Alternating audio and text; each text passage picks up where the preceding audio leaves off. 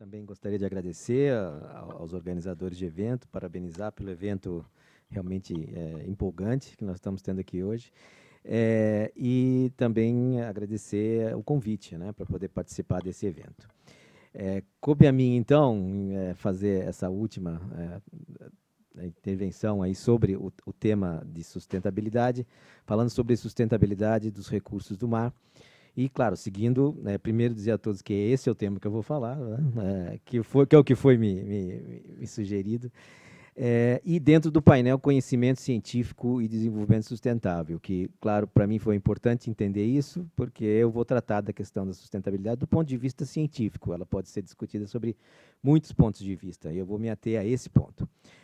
Outra coisa que eu gostaria também de esclarecer inicialmente é que eu também gostaria de dar uma visão de futuro, ou seja, pensar em como a ciência se apresenta para as questões de desenvolvimento sustentável no ambiente marinho para o futuro. Mas é claro que para a gente avançar no futuro, normalmente nós temos que entender o que aconteceu no passado. E essa vai ser a única espécie que eu vou me referir em toda a palestra, então aproveitem. Esse é o bacalhau do Mar do Norte. Essa é uma foto retirada no início do século XX, na região da costa nordeste americana, né? Uma região onde esse recurso representou quase que a estruturação de uma sociedade e manteve por muito tempo uma verdadeira fé de que esse fruto, né, do mar jamais iria se acabar, né? Uma fé quase que comparável aí a Deus, como eles estão dizendo, né? Mas a história revelou que durante o século XX, efetivamente, isso não se estabeleceu e esse estoque colapsou na década de 90 e nunca mais se recuperou, deixando aí um rastro de um insucesso, vamos dizer assim, no processo de gestão de um recurso do mar.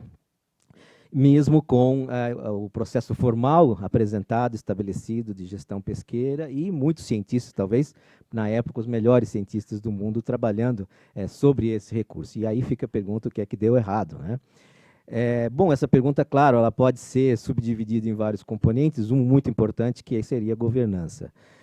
Mas, por sorte minha, esse não é o tema desse painel e eu não vou falar absolutamente nada sobre isso. Mas vou falar, sim, sobre, quem sabe, alguns entendimentos da ciência moderna, né, voltada ao estudo do mar, que talvez tenha identificado alguns pontos importantes que podem guiar, vamos dizer assim, o futuro, vamos dizer assim, e tentar evitar novas tragédias como essa. Então, eu gostaria de dividir minha fala em, primeiro, trazer uma comparação entre uma visão setorial e uma visão integrada do desenvolvimento sustentável, uma definição de conceitos agora que estão sendo bastante discutidos do ponto de vista da gestão ambiental, que é o manejo baseado no ecossistema e o planejamento espacial marinho, e fazer esse questionamento, né, de quanto e qual é o conhecimento científico que se precisa para atingir, talvez, esses novos conceitos, e no Brasil, será que nós temos esse conhecimento? Uma visão de futuro. Bom, né, dentro dessa visão setorial, claro, tradicionalmente, historicamente, se tem a ideia de que o sistema marinho, através dos seus processos, gera algum tipo de benefício que o homem identifica como algo vantajoso, bom, produtivo, chama de recurso e estabelece um sistema de exploração, onde há um usuário sobre esse recurso. Então, nessa visão setorial, que é a visão mais antiga, tanto a gestão se dedica a encontrar as formas de equilíbrio nessa relação, como a própria ciência vai tentar estudar ou modelar essa relação de maneira a auxiliar esse processo de gestão. Quando a gente olha para toda a diversidade de recursos do mar, que nós falamos bastante aí essa tarde, né, bom, a gente verifica que quase todas elas, ou se não todas elas, têm algum processo de gestão, só que historicamente ou tradicionalmente dentro de uma visão setorial, onde basicamente cada uma dessas atividades tem a sua agência reguladora, tem os seus especialistas que fazem os seus questionamentos sobre como o ambiente ajuda ou propicia essa atividade que ela seja realizada, mas raramente tentando pensar que elas estão todas interconectadas. Isso tem feito muito pouco parte dos modelos utilizados para atingir, vamos dizer assim, recomendações de sustentabilidade. E isso, evidentemente, não é verdade. E alguns cientistas hoje talvez estejam identificando que talvez seja uma das razões ou uma das raízes dos insucessos nos processos de gestão que existe por aí.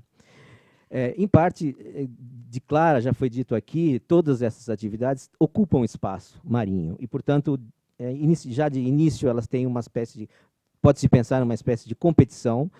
pelo espaço onde elas vão se realizar. Então, isso já é uma forma de interagirem. Mas a interação vai além disso, né? Todo mundo aqui imaginaria que, por exemplo, um derrame de petróleo, como aconteceu aí há 2, 3 anos no New Horizon, né, no Golfo do México, vai acabar possivelmente com a indústria do turismo, vai acabar com a indústria da maricultura ou da pesca. Mas isso raramente, nos sistemas tradicionais de gestão, aparece nos modelos como uma variável que tem que ser considerada.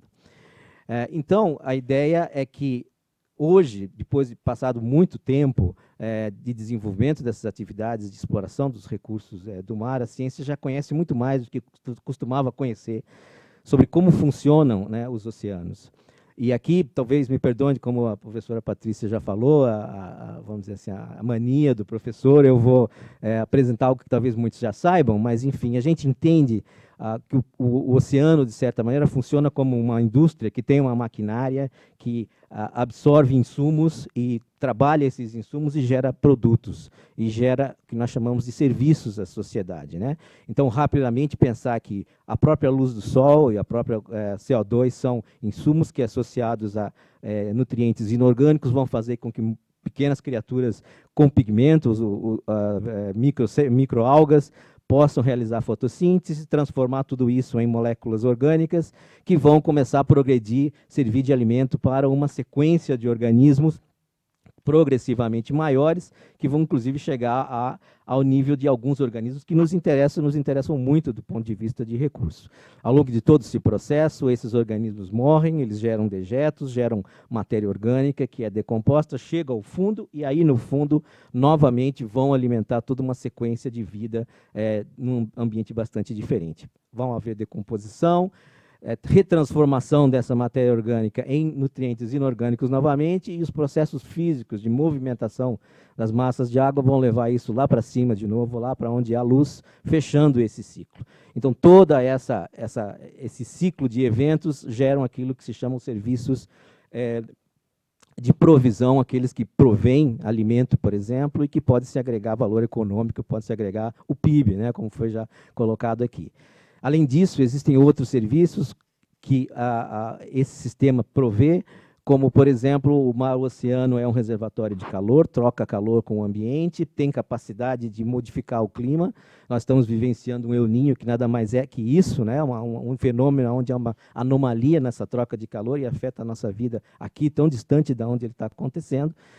O CO2 ingressa também na coluna d'água e, além de fazer parte, né, daquela cadeia de organismos, também vai fazer parte de todo um ciclo de carbono que vai culminar, então, com a combinação desse elemento com o carbonato, com o cálcio, formando a carapaça de carbonato de cálcio de organismos, e essa é a forma pela qual se diz que o oceano sequestra, tira CO2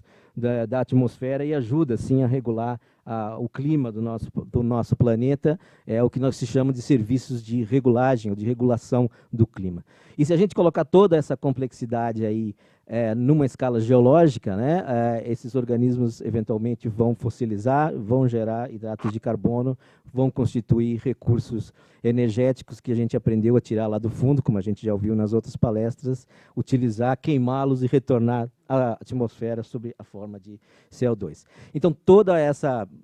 simples, né, relativamente simples explicação de como funciona e que a forma como nós entendemos agora, nos levam a algumas generalizações importantes. Primeiro, que em todos os caminhos nós falamos de vida, falamos de organismos. Então, isso, a ciência hoje não tem dúvida que a diversidade é um elemento crítico em todos esses serviços que nós estamos valorizando agora aqui nesse seminário. Ou seja, a perda de biodiversidade é como se nós dispensássemos os funcionários aí da nossa indústria ou desativássemos algumas maquinárias que fazem parte da nossa indústria, e ela continua funcionando, só que de uma forma deficiente. O produto que é gerado não atende às expectativas, é de baixa qualidade. É mais ou menos isso que acontece. E muito importante que essas perdas de diversidade elas ocorrem também pelas próprias iniciativas que nós tomamos em relação a esses recursos naturais, como, por exemplo, as mudanças climáticas, que têm a ver com a nossa emissão de gases de efeito estufa na atmosfera, a própria poluição, espécies invasoras, sobrepesca, degradação de hábitats, tudo isso contribuindo para a ineficiência desse sistema. Então, se a gente junta todas essas características naturais, vamos dizer assim, do ambiente marinho, a gente começa a entender por que a ciência começa a alertar que talvez a nossa abordagem setorial, setorizada, né, da utilização dos recursos marinhos deveria mudar para uma que fosse mais integrada. Então, trabalhos recentes, por exemplo, dizem que o manejo setorial, a governança fragmentada são consideradas progressivamente menos apropriadas à busca do desenvolvimento sustentável, porque as interações entre as atividades e os impactos acumulados eles são normalmente ignorados. Há uma necessidade urgente de mudanças na forma que manejamos nossos oceanos e costas na direção de uma abordagem holística, uma abordagem integrada. Mas isso não é nada fácil. E, ao longo desse pensamento, surgem alguns conceitos que já começam a aparecer desde a cúpula da conferência, né, do Rio de Janeiro, na década de 90, e cada vez mais se fala, começam a percolar aí por vários processos de gestão internacional de recursos marinhos, que é o manejo com base no ecossistema. O que seria isso? Basicamente, uma abordagem que reconhece que toda a amplitude de interações intrínsecas dos ecossistemas marinhos, incluindo o homem, incluindo a presença do homem nesses ecossistemas, deveria ser considerada ao invés de processos, espécies e serviços ecossistêmicos de uma forma isolada. São conceitos que estão se tornando fundamentos, né, para a gestão marinha, vamos dizer assim, internacional, mas que não são novos, né? Provérbios asiáticos milenares já se davam conta dessa ideia, né? E o que eu mais gosto é esse, né? Onde há água, há peixes. Se nós cuidamos da água, os peixes cuidarão de nós. É fundamentalmente uma definição muito mais clara do que eu falei antes. E dentro do manejo baseado no ecossistema, também existem algumas ferramentas como o planejamento espacial marinho, que seria uma das formas de tornar viável esse manejo baseado no ecossistema, que seria um processo público para análise e alocação da distribuição espacial e temporal das atividades humanas em áreas marinhas para atingir objetivos ecológicos, econômicos e sociais, normalmente especificados através de um processo político, ou seja, tentar compreender como o sistema funciona e tentar, pelo menos espacialmente, realocar essas atividades de forma que elas possam essa realocação possa contribuir para diminuir essa possibilidade de interações negativas entre elas. Todo mundo concorda que os conceitos sozinhos não vão resolver nada, eles precisam se tornar algo concreto, e uma das formas de transformar isso em algo concreto é a definição de objetivos. Então, já existe em todo o mundo objetivos sendo publicados sobre o desenvolvimento sustentável. Esse é um exemplo deles, que vem da Universidade de Kiel, Martin Wiesbeck e colaboradores, que diz que deveria se garantir um ambiente marinho saudável e produtivo com todas as funções básicas e serviços reguladores de suporte, vendo os oceanos e subsequente provisão de serviços do oceano como uma parte vital do sistema planetário. Desenvolver estratégias de mitigação e adaptação às mudanças climáticas globais, proporcionar acesso equitativo aos recursos do oceano, garantir que a extração dos recursos vivos e não vivos não obstruam as funções básicas dos ecossistemas marinhos, encorajar o desenvolvimento de comunidades costeiras sustentáveis e resilientes e, por último, harmonizar políticas marítimas nacionais e regionais e encorajar a cooperação para o planejamento espacial marinho. Bom, esses são objetivos formais, que ajudam as ideias saírem e serem colocadas no papel para que possam se tornar políticas, inclusive políticas de fomento científico. E isso nos leva às próximas perguntas. Afinal de contas, quanto e qual é o conhecimento científico necessário para essa visão mais integrada da gestão dos recursos marinhos? E, claro, será que nós, como país, temos esse conhecimento, ou poderemos ter, em algum momento, o conhecimento necessário para migrar para essa nova forma de fazer, de zelar, vamos dizer assim, pelo desenvolvimento sustentável no oceano? Bom, a Europa tem liderado, né, esse debate, inclusive propondo, né, prioridades para a ciência, né, associada à comunidade europeia, que deveriam dar suporte, então, à implementação dessa forma de manejar, por exemplo, consolidar a caracterização da biodiversidade marinha e o mapeamento dos hábitats costeiros. Isso é algo que já é bastante presente na maioria das regiões, mas existem buracos muito expressivos em muitas regiões do mundo, né? falhas de conhecimento. Construir indicadores de ecossistemas coerentes, reconheçam interações entre espécies, hábitats e processos ecológicos, formas de monitorar como esse ambiente está evoluindo, quantificar as interações entre as espécies marinhas e como se adaptam aos cenários de mudança e os ambientes marinhos, desenvolver modelos integrados que caracterizem os benefícios socioeconômicos que provêm do mar, os ecossistemas, a sua biodiversidade e até as pressões humanas que os ameaçam. E, por último, pegar esses modelos e transformar eles, ou usá-los para fazer previsões de como o ambiente marinho vai reagir mediante diferentes pressões, inclusive as mudanças que se esperam que estejam acontecendo no planeta. E é claro que aqui eu faço uma pequena... Voltando aqui, ressalvo que aqui são apenas prioridades para o conhecimento do ecossistema marinho, mas não há dúvida que todo essa abordagem integrada requer o mesmo nível de prioridades para estudos econômicos, estudos sociais, porque sem esse tripé,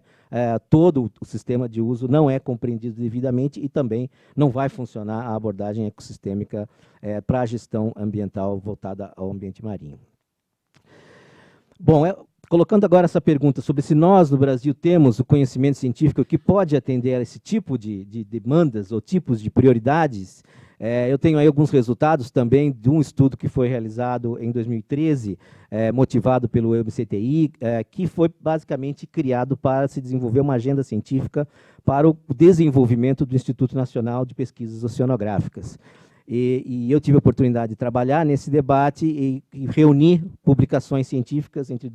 geradas sobre a biodiversidade brasileira entre 2000 e 2013. Fiz um grande processo de seleção dessas publicações, que acabaram um total de quase 1.700 publicações indexadas sobre a biodiversidade marinha. E perguntei para esse banco de dados, afinal de contas, aonde a ciência brasileira está se concentrando, pelo menos nessa década, em termos de conhecimento dos ambientes marinhos, né? E não dá para ver muito bem, acho que vocês não veem muito bem, mas apenas destacar que quase 80% de tudo que é gerado em termos de conhecimento da biodiversidade brasileira são essencialmente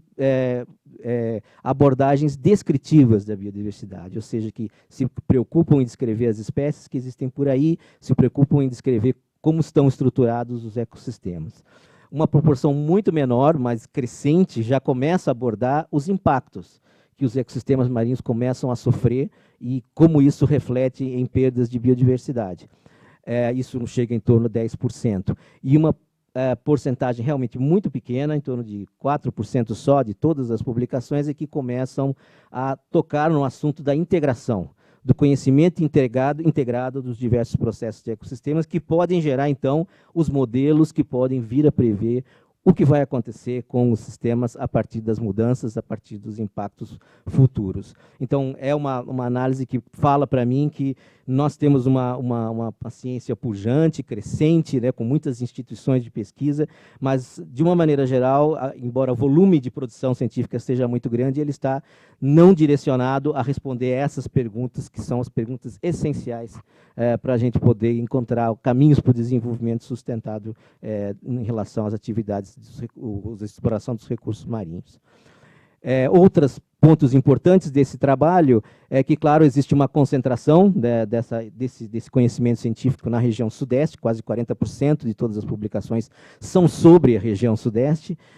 uma porcentagem de 20% a 30% divididas entre a região nordeste e sul, e, claro, a região amazônica, a região norte, com um percentual muito, muito, muito pequeno do conhecimento sendo gerado, uma das regiões mais diversas e mais particulares da nossa zona econômica exclusiva, não tendo um conhecimento adequado. Se a gente transporta isso agora para os ambientes marinhos, e aí eu fiz uma divisão aí, desses ambientes batimétrica, né, ou com a nomenclatura que a gente normalmente usa para dividir esses ambientes, a gente vê aí que a concentração dos estudos está aí na região da plataforma continental, ambientes relativamente rasos, que concentram tanto o fundo quanto a coluna de água, quase que 80% do conhecimento das publicações, E, surpreendentemente, poucos estudos sobre as regiões muito mais costeiras, ou muito litorâneas, vamos dizer assim, e, evidentemente, as regiões profundas. Essa análise é importante, porque quando a gente coloca o que foi dito hoje aqui à tarde sobre as perspectivas de exploração que já existem ou que estão se desenvolvendo na costa brasileira, a gente vê, por exemplo, que a costa brasileira é muito importante do ponto de vista de turismo, de gerenciamento costeiro, de ocupação dos ambientes costeiros, e talvez num ambiente onde a ciência não está se preocupando muito em aumentar o conhecimento, né? Quando a gente olha aí da plataforma onde tem a pesca, por exemplo, aí sim nós já temos um volume de informação muito mais consistente. E claro, quando nós vamos para a área profunda, onde vem a maior parte da exploração do petróleo, o conhecimento sobre a biodiversidade é bastante baixo, né? Então isso sugere que alguns locais a gente precisa, alguns ambientes marinhos da nossa grande zona econômica exclusiva têm que receber prioridades agora para tentar acompanhar o ritmo da exploração ou da tendência de uso de recursos marinhos, mas outros a gente concentra uma certa informação e, quem sabe, aí a gente já tem a oportunidade de aumentar, de mudar o nosso nível de análise, deixar um pouco a questão descritiva e começar a formular os modelos que podem trazer as respostas necessárias para o desenvolvimento sustentável. Então, para encerrar, gostaria de dizer que a ciência brasileira hoje ela se encontra bem formada, nós temos muitas instituições, uma formação de recursos humanos bastante intensa, com vários programas de bolsa e assim por diante, e suficientemente ativa para suprir as demandas do conhecimento necessário para o desenvolvimento sustentável no contexto dos recursos marinhos. Eu acho que a quantidade de cursos que existem, a quantidade de bolsas que existem, forma um conjunto bastante grande de pessoas que estariam aptas a trabalhar. Por outro lado, ela não está sendo devidamente guiada, porque a ciência tem os seus caminhos, todos os pesquisadores têm razões muito próprias para estudar A, B, C ou D, a Valéria tem, o Pesuto tem, todos nós temos curiosidade, é isso que define um cientista, né? Mas se essa ciência deve servir para instâncias maiores, para tomadas de decisão, então são esses tomadores de decisão que têm que dizer claramente aos pesquisadores aonde eles devem dar as respostas que são necessárias. Isso, na minha visão, está bastante deficiente no Brasil. Isso passa a ser uma deficiência bastante importante. Também dá para perceber que algumas razões, alguns ambientes marinhos, eles estão acumulando conhecimento, o que pressupõe que, nesses locais, nós poderíamos já começar a dar novos passos, desenvolver estudos mais compreensivos e gerar modelos mais preditivos que pudessem nos aproximar de um manejo baseado no ecossistema e também de um planejamento espacial marinho. Hoje, a data de hoje, nós estamos submetendo um projeto ao CNPq, talvez o único edital que foi gerado esse ano pela falta de recursos, né, que está aí,